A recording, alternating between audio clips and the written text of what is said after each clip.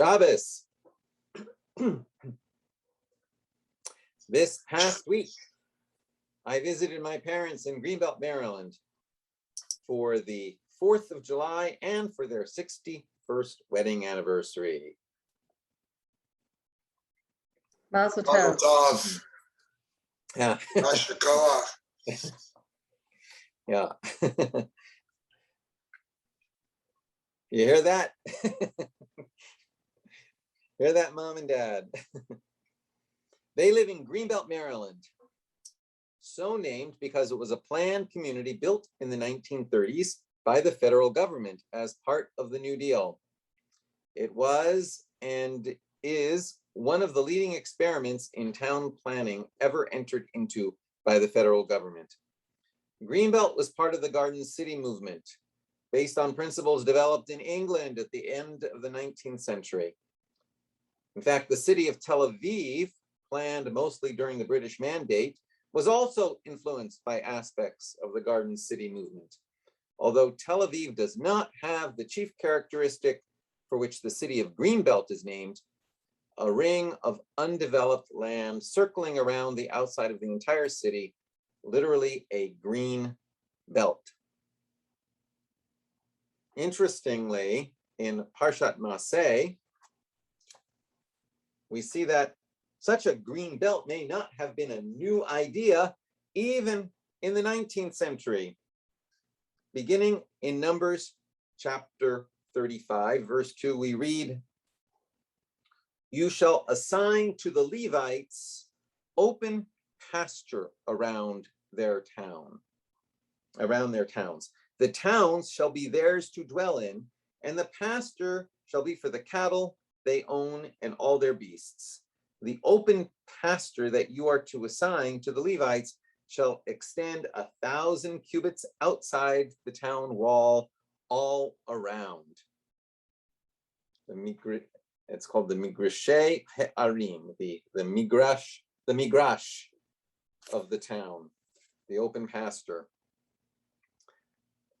This, by the way, the Levites have their own towns because the tribe of Levi was never assigned any specific land when the tribes come in to the land of Israel. Every tribe has an allotment of land, but the allotment for the Levites was a role in the temple. Therefore, each tribe had to allot towns for the Levites could live there. And evidently, these towns were provided with green belts. And maybe this is an indication that towns often were structured this way. In any case, in the greenbelt towns of modern days, the idea was to integrate built-up urban space with open green space, both inside the town and around it. In that spirit, there's an open park, a migrash, just behind my parents' house. It is several acres, including an open field at the base of a wooded hill, with a stream dividing the field from the woods, which goes up the hill so that the top trees are standing maybe 300 feet higher than my parents' house. And recently, the city of Greenbelt designated that park as an official firefly sanctuary. A firefly sanctuary. They started to allow the grass to grow higher. They decided to exclude artificial lighting and they stopped spraying insecticide. I had not been out there at night in firefly season, late June and early July, since this was done. So on this visit, I saw it for the first time. It was remarkable. Everywhere you looked, fireflies were flashing throughout the trees, up and down the hill and on all sides, surrounding and in the field. And because it was so dark, you really could see them. It was so beautiful and also very fragile. Just think about how fragile it is. The conditions in our modern cities to create this situation, to create this, the conditions such as we have in our modern cities had to be carefully cultivated. There could be no artificial light. There had to be limited trimming of the grass and shrubs. There had to be the right amount of available water, such as in the nearby stream. None of the spraying we do to protect ourselves from insects could be done. The fireflies themselves also are very fragile. Yet in that place, all the elements were able to come together to create a beautiful Shehechianu moment when we can say Shehechianu v'kiyamanu v'higianu asmanam hazeh. Blessed is the one who keeps us in life, sustains us, and allows us to reach this time. It reminds me of so much of what we have to do to be grateful, or what we have in our lives to be grateful for. So much of what is truly beautiful in our lives is also fragile.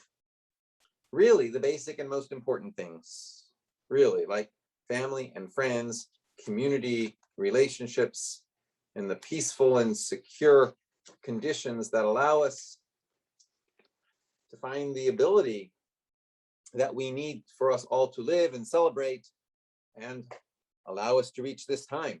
All these things are so fragile.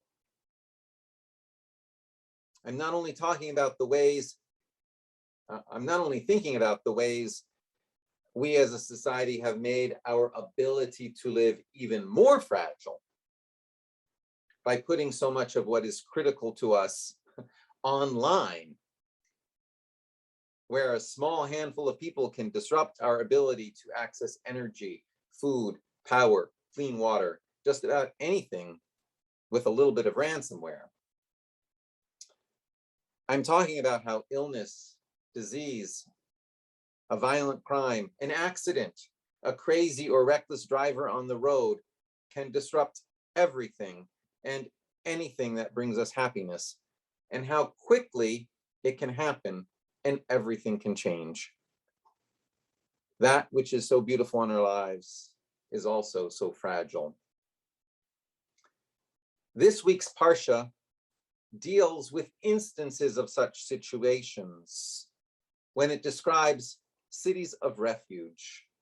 For among those 48 towns that are assigned to the Levites by all the other tribes, six of them are to be designated as cities of refuge. These were cities that a manslayer could flee to, not a murderer who intentionally killed someone, but a manslayer who accidentally killed someone. So if someone accidentally caused someone to fall off a roof, or accidentally caused something to fall on someone else, those are examples actually given in the Parsha. Or maybe in our day, someone who accidentally hit someone with a car. This person could flee. In that ancient time, this person could flee to a city of refuge and not be subject to the retaliatory killing that likely would follow in that ancient time. Nor would the manslayer be charged with murder, but the manslayer would have to stay inside the city of refuge until the high priest of that moment died, and in effect, a new era began for them and everyone else. That was part of what was at that moment something like we would call their criminal justice system. But think how fast these events would have happened, both for the victim and for the manslayer and also their families. For all of them, in the case of this accident happening, all of them, it would have happened in an instant, and everything would have changed totally. So too can it be for us, which is why every day we must express gratitude and appreciation for the goodness we experience. We need to know to appreciate what we have when we have it. This time of year, on the Jewish calendar in particular, we keep in mind the goodness we experience and also the conditions of brokenness that sometimes contribute to how fast things can unravel. We are in the period of the 3 weeks between the fast of the 17th of the month of Tammuz and the fast of the 9th of the month of Av.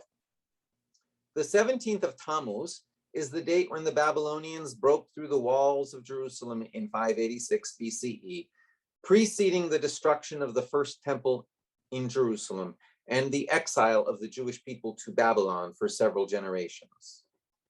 The 17th of Tammuz is also remembered as the date that Moses shattered the first tablets after discovering the people worshiping a golden calf. The 9th of Av is the date when the Babylonians destroyed the first temple in 586 BCE. And it is also the date when the Romans destroyed the second temple in 70 CE.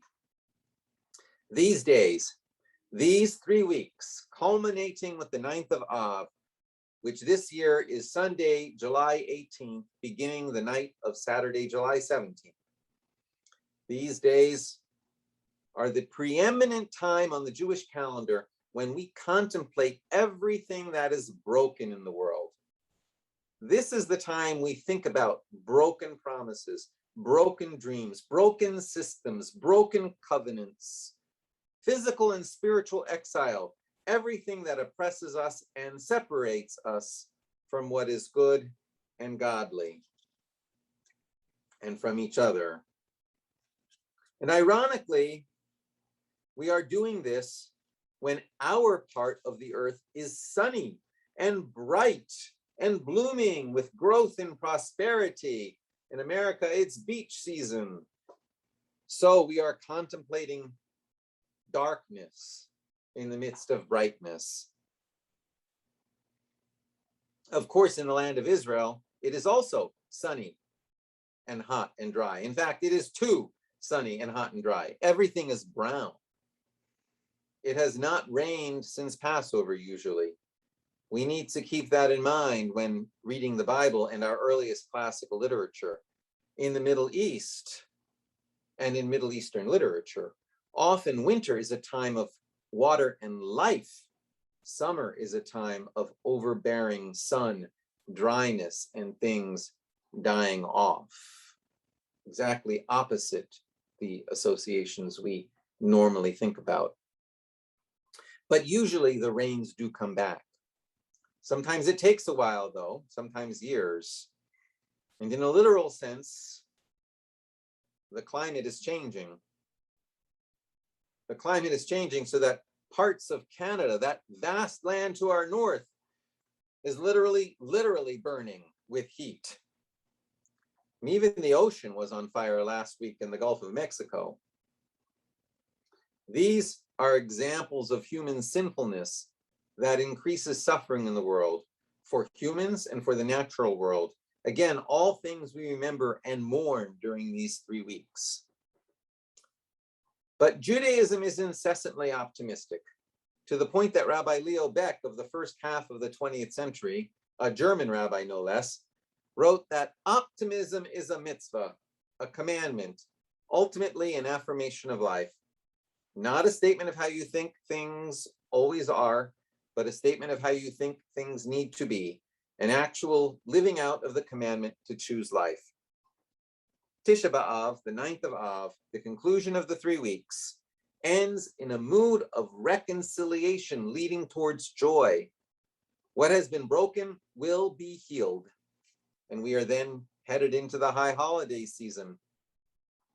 The people will be comforted, the good times restored. We march in the light of gratitude and resilience and into the high holiday season where healing, repentance, atonement, and forgiveness are all the names of the themes of the moment. This parsha is the last parsha in the book of Numbers. As the book ends, the people are poised on the edge of the land, poised across from Jericho, preparing to enter into the land of promise. As we conclude this book and all books of the Torah, we chant the phrase, Chazak, Chazak, V'nit Chazek, strength, strength, and be strengthened. The last verse actually reads of the people poised in the wilderness, ready to enter the land of promise. The last verse says, these are the mitzvot and the statutes that God commanded at the hand of Moses to the children of Israel on the plains of Moab by the Jordan near Jericho. Ele hamitzvot v'hamishpatim asher tziva Adonai biad Moshe el bnei Yisrael barvot Moab al Yarden Yerecho chazak chazak v'nid chazek. Strength and be strengthened. May we all go from strength to strength in gratitude and resilience, ever experiencing and appreciating the goodnesses that come our way. Shabbat Shalom.